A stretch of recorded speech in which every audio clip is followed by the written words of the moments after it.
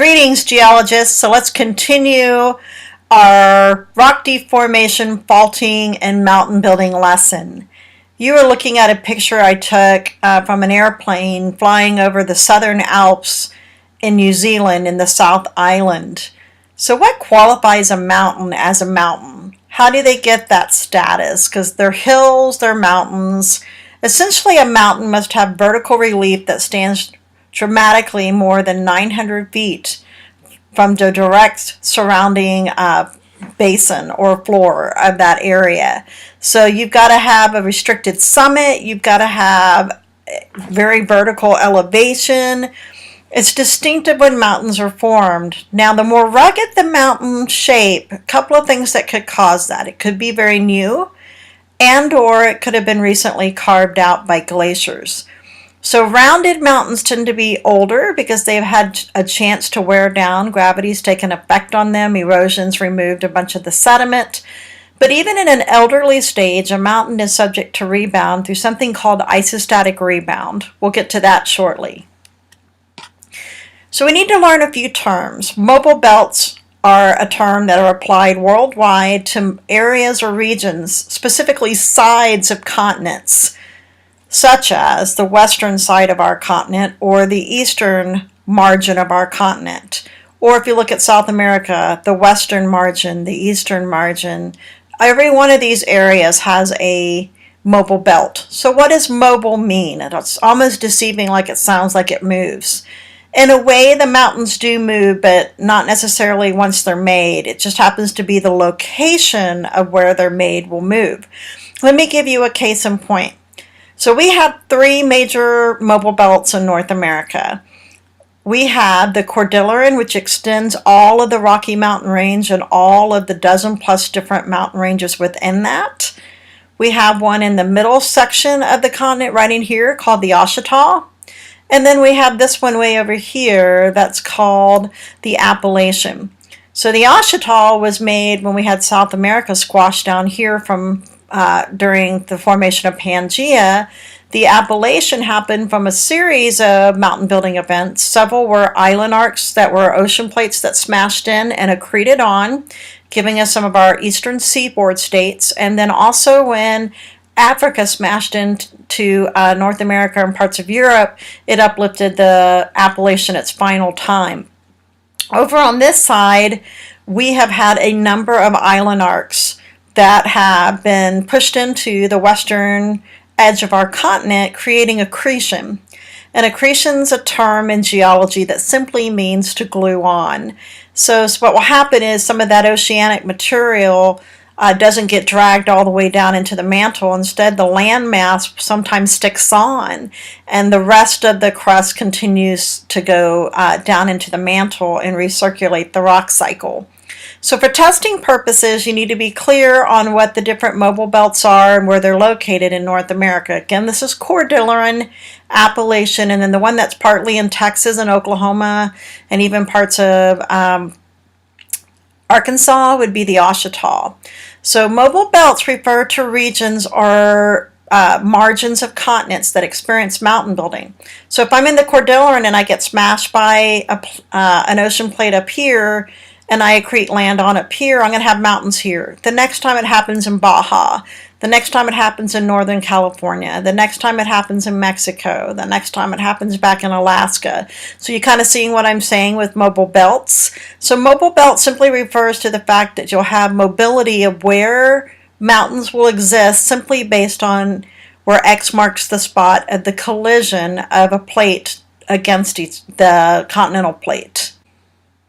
Orogenies refer to a mountain building episode or event. They have formal names. For example, probably the most famous one in North America is the Laramide orogeny. But we've had at least half a dozen or more major orogenies when you look at both sides of the continent, meaning the mobile belts. So an orogeny has a proper name, and they're named usually after a place or a region. But wherever you have mountain building, like an event, an orogeny, you should see substantial rock deformation, because you don't cause this event to happen right here without two plates having a relationship of smashing. So if it's an ocean plate to a continent, you're going to get a subduction zone where you get a trench on the ocean side and mountains on the continental side. But the angle of that subduction zone may dictate how far inland the actual uplift occurs. Most subduction zones occur within 300 or so miles of the coastline. That is certainly not the case of the Rocky Mountain Range, and we'll discuss why a little later.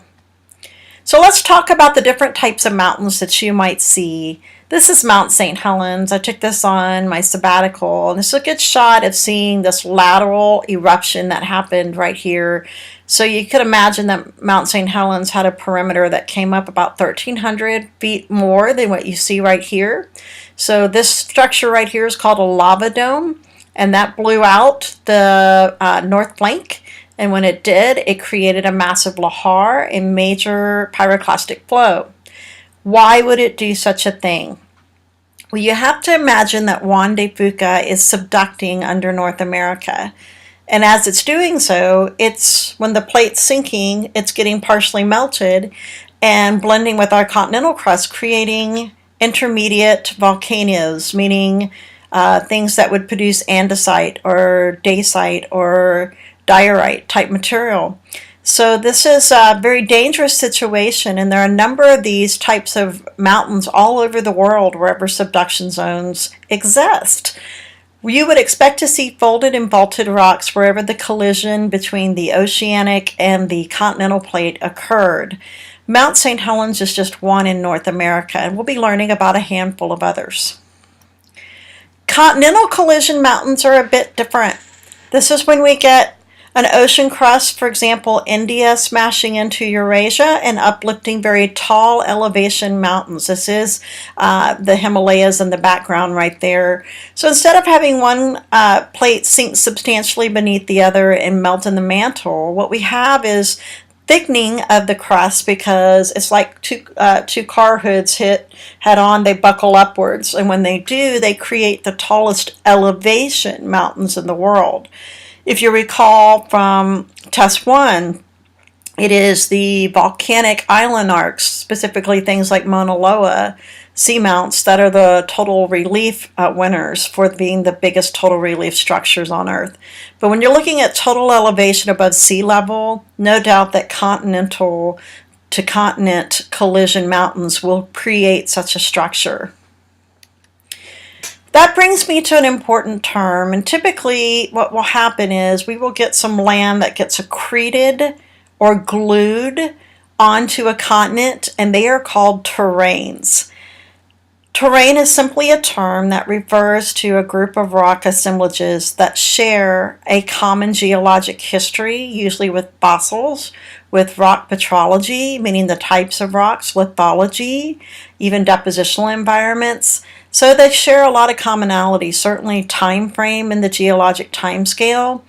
So what will happen is as they come in on, for example, an island arc is headed towards North America, because there's a mid-oceanic ridge out in the Pacific Ocean that separates it from Juan de Fuca. I'm just putting in a hypothetical situation here. And it smashes that land into Washington State, it would likely glue on. And that would become something called an exotic terrain, because that's a new terrain that didn't used to be there, with its own little bitty set of fossils, history, rock types, and so forth.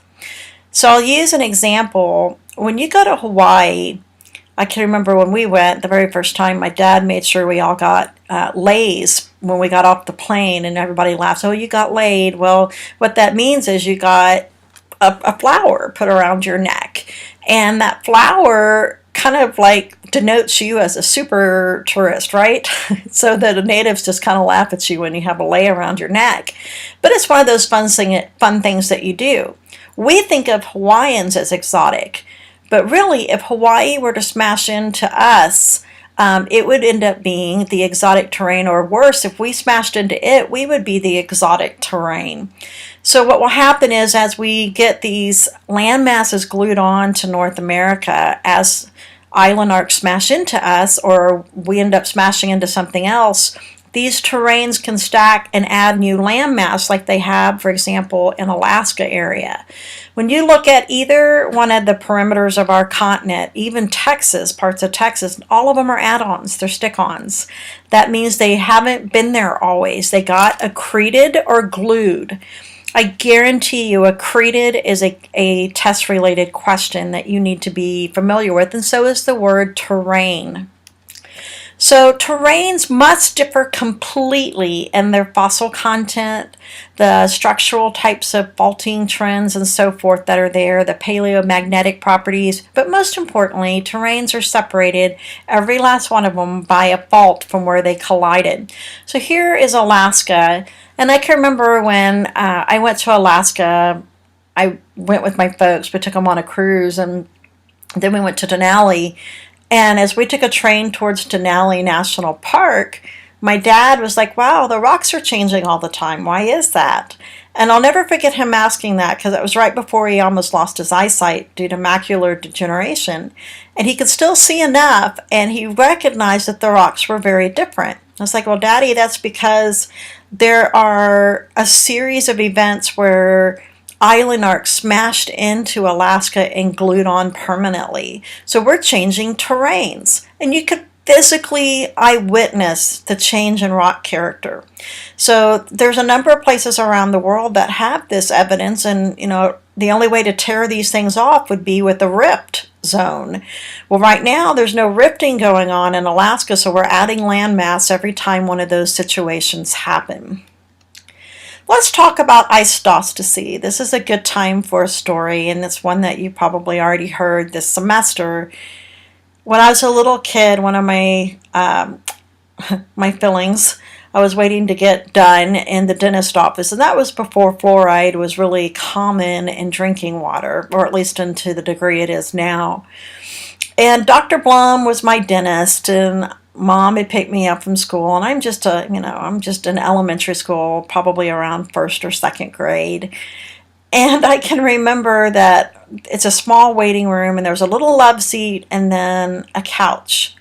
The love seat was super fluffy and comfortable, and the couch was kind of hard, and there were toys right by the little love seat, so that's where I always sat. But it was not going to be that way today, because there was some people in the room, and then this very large human walked in. And I mean, they could have been King Kong to me. They were just gigantic. And they sit down and they get my little love seat. So the couch is taken, my mom's on the couch, they sit on the love seat type thing. And I got booted to the floor. That really kind of made me mad. We'd already been there like 45 minutes or so, and I'm thinking, we're never going to get going back there. And I was all nervous anyway to get a filling and have to get that shot. Well, this person got called back before I did, and I was hacked. I'm like, I'm a second grader mad. But as soon as they get up from the couch, I was like, Mom, look at the couch. It has a hole in it. And the person turned around and shot me a look to freeze on the spot. They're like, ooh, this is a rotten child. How dare she say such a thing to me? I wasn't concerned about how large the human was. I was concerned about the reason that this couch or love seat had this big giant indentation left behind. It was a great lesson in isostasy. Let me tell you the rest of the story. So we're still waiting about 30 minutes later. Had I known this individual was getting a root canal, I might not have been so upset and that I wasn't going to have that root canal. But after about 30 minutes, I look at the couch and I'm like, Mom, look at the couch. It's back to normal. And my mom's a scientist, and she goes, yeah, it kind of popped itself back into place because the weight's not there anymore. That was my first lesson in isostasy. So what does that really mean in relationship to mountains, or even glaciers for that matter? If I get something like the Himalayas, let's replace the glacial ice for a minute with the Himalayas, the biggest, tallest elevation mountains in the world. They're going to weigh an astronomical amount of weight, and so they're going to push down on the crust, which subsequently pushes down on the mantle. So as they lose weight, literally, as they get smaller due to erosion, or in this case glacial ice melts and it starts to go away, the land can pop back into place. So this is very important because the land can get pushed down because you get sedimentation or you get mountain building or glacier growth, but it can also rebound back into shape when you get eroded mountains, melting glaciers, or eroded sediments. So at the end of the last ice age, we had a significant isostatic rebound in places like Canada, where the origins of these big ice packs occurred. So there's a mountain range right now that's actually kind of popping itself back into place, even though it's in its elderly stage. And we're going to learn about that one soon. I'll be sure to mention it when we get there. I went to this place on my sabbatical, and it was just awesome. It's in far northern California, in the Cascadia range. So the Cascades are formed by this plate, Juan de Fuca. And Juan de Fuca is a small oceanic plate that's being pushed into North America because of a mid-oceanic ridge between it and the Pacific plate. Since it's so tiny, it smashes in pretty quick, and so we have a trail of subduction zone volcanoes up and along Northern California, Oregon, and Washington State.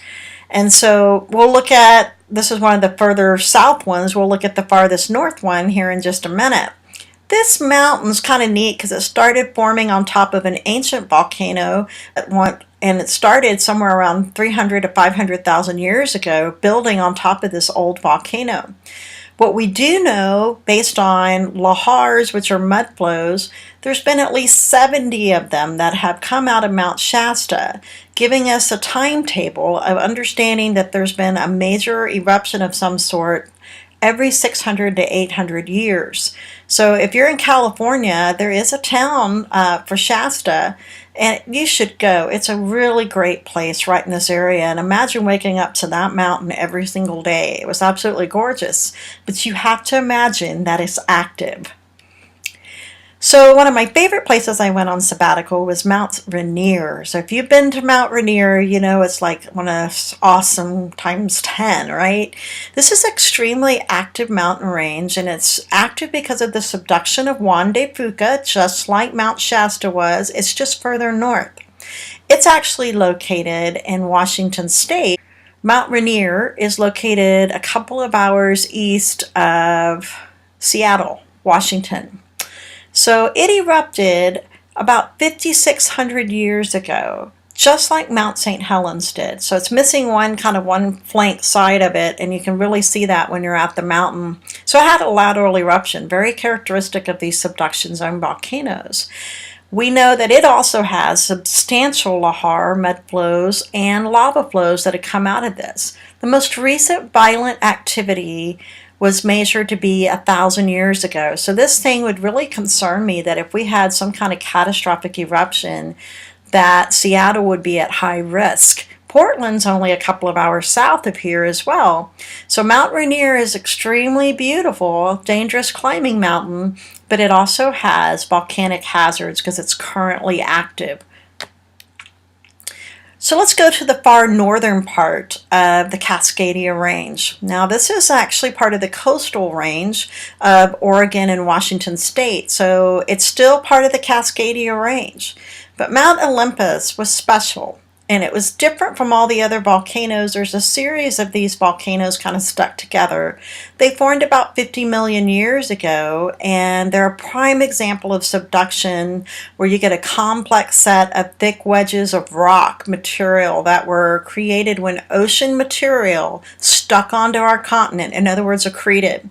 So I took this shot at the end of the day after I traveled all day from northern Oregon all the way through Forks, Washington, all the way through the entire Olympic National Park, and then made it to the headquarters. And I got up there before dark. This is what I got to see. This is one of my shots right here. And I was just blown away because one side of Olympic National Park is a rainforest. Matter of fact, it's the wettest temperate rainforest in North America. And then the other side is a rain shadow desert where you have this massive amount of mountains that are just blow your socks off, gorgeous.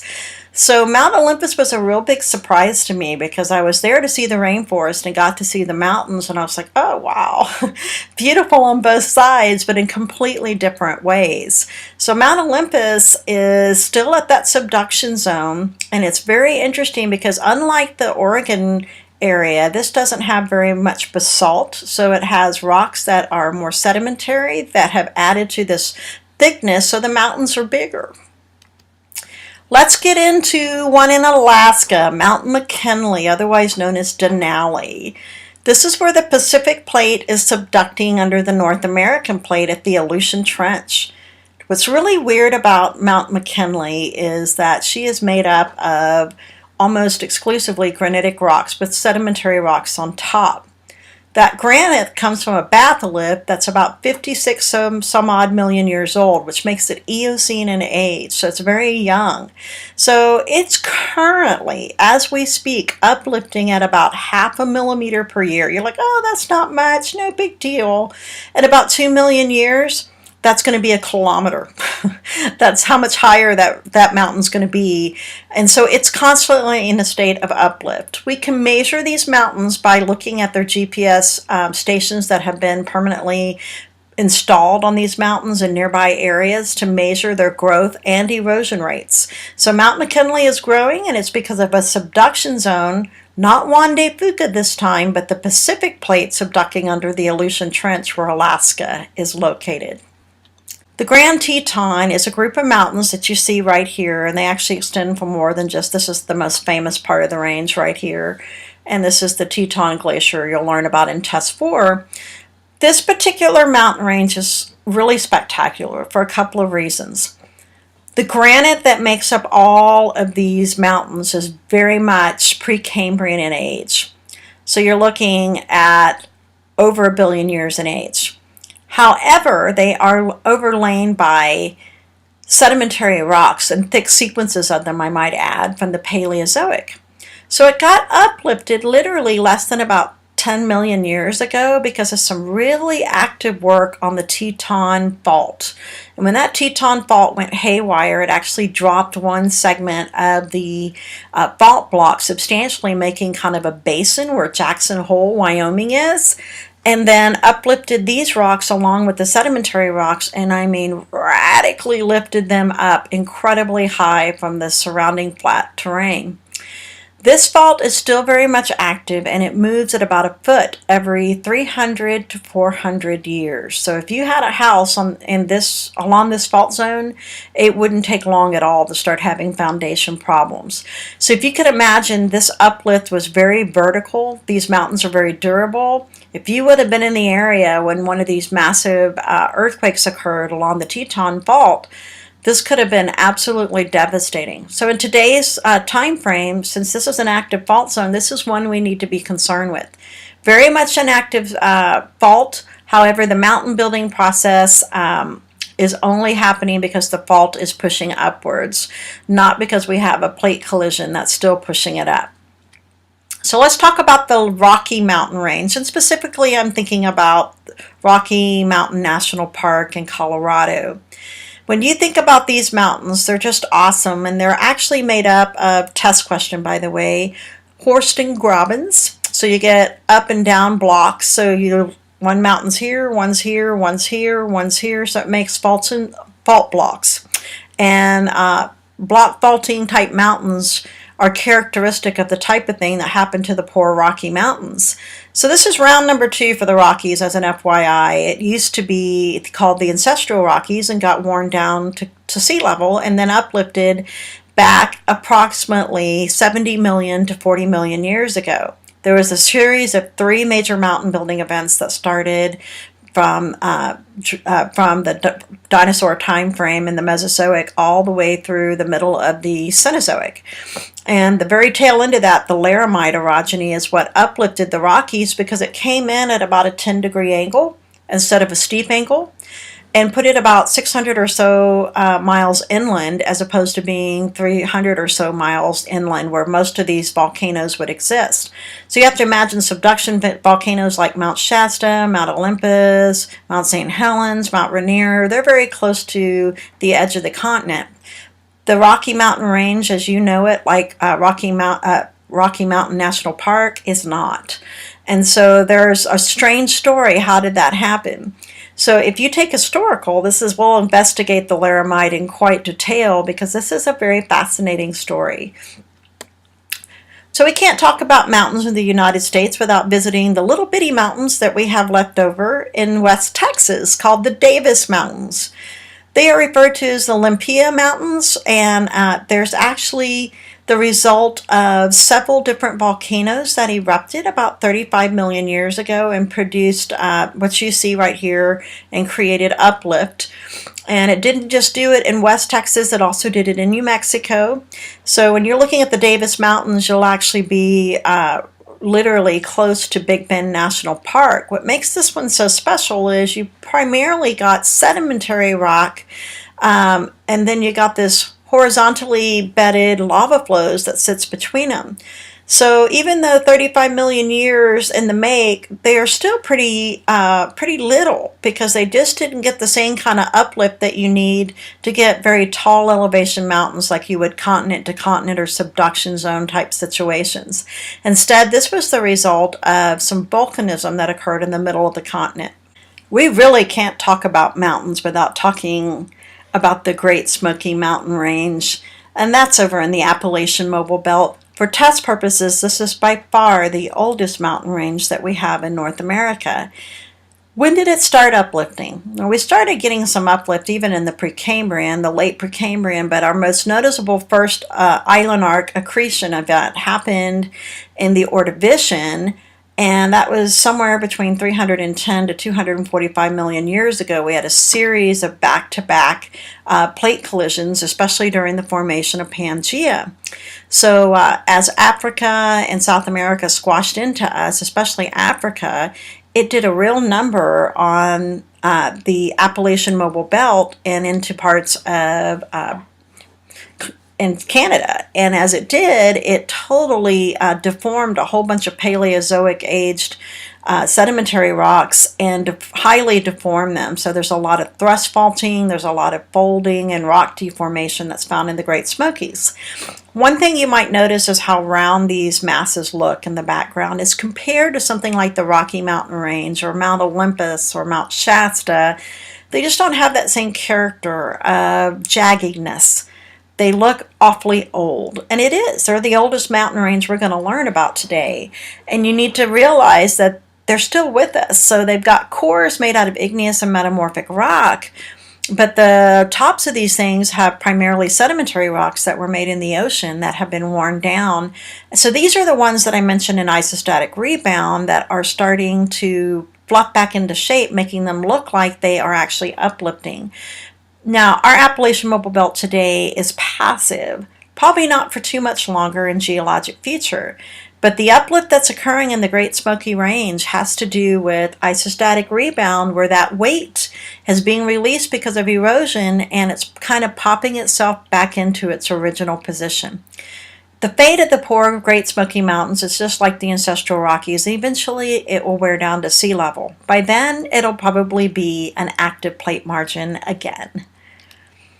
So when you look at this mountain and you're like, wow, that's a gorgeous picture. I'm going to tell you where this is. This is Mount Cook and the South Island of New Zealand. And this is exactly what our sunset looked like from our veranda the night that we spent there. It was a totally gorgeous thing. So if you should really look up this particular area, this is in the Southern Alps, and figure out how it's being made.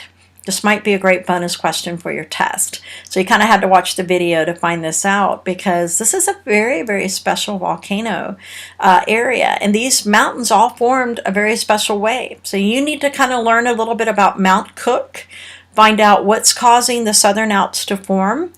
And when I see you next time, we'll be moving into mass wasting. So we'll see you at the next lecture. Bye.